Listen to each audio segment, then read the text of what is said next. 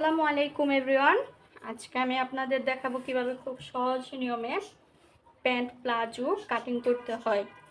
উপর থেকে আমি 2 ইঞ্চিতে মার্ক করে নিয়েছি, ইঞ্চিতে একটা মার্ক করেছি।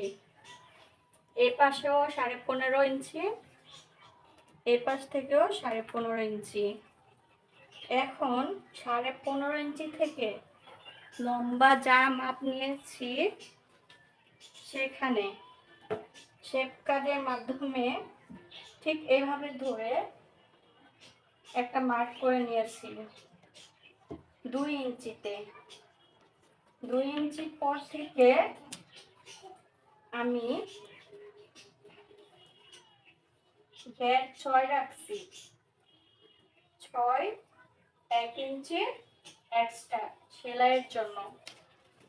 শেপ কাটের মাধ্যমে উপর থেকে এভাবে আরো একটি মার্ক করে নিয়েছি।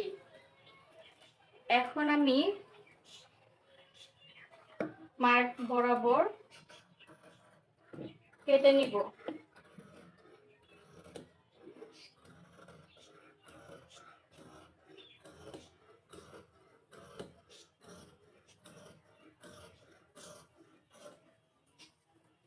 সেম ভাবে এই পাশ থেকেও কাটিং করে নিব।